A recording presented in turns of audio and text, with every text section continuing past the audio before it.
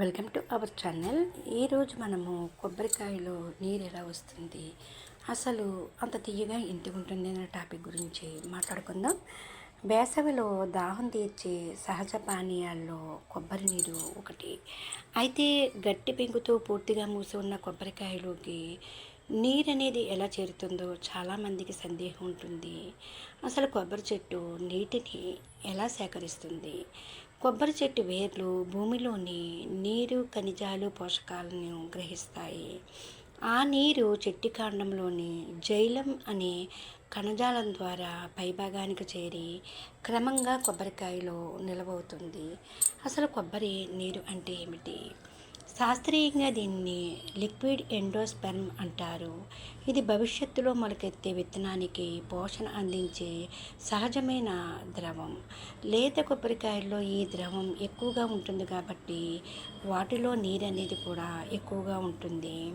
కొబ్బరి నీరు ఎందుకు అంత స్వచ్ఛంగా ఉంటుందంటే, చెట్టు వేర్ల నుంచి పైకి వచ్చే నీరు సహజ వడపోత ప్రక్రియల ద్వారా ప్రయాణిస్తుంది. అదనంగా గట్టి పెంకు వలన బయట ఉన్న దుమ్ము, ధూళి, బ్యాక్టీరియా లోపలికి చేరలేవు. అందుకే కొబ్బరి నీరు సహజంగానే పరిశుభ్రంగా ఉంటుంది. కొబ్బరికాయ పక్వానికి వచ్చినప్పుడు అసలు ఏమవుతుందంటే, మొదట ద్రవ రూపంలో ఉన్న ఎండోస్పెర్మ్ క్రమంగా చెక్కబడి కొబ్బరికాయ గోడలపై పేరుకుపోతుంది. మొదట ఇది మెత్తని మేగడగా ఉండి తర్వాత గట్టిబడి తెల్లని కొబ్బరి గుజ్జుగా మారుతుంది. అందువలన పండిన కొబ్బరికాయల్లో నీరు అనేది చాలా తక్కువగా ఉంటుంది. అసలు కొబ్బరి నీరు తీయగా ఉండడానికి కారణం ఏమిటంటే, చెట్టు ఆకులు తయారు చేసే సహజ చక్కెరలు, ఖనిజాలు, ఎంజైమ్లు నీటిలో కలవడం వలన కొబ్బరి నీటికి తీపి రుచి వస్తుంది.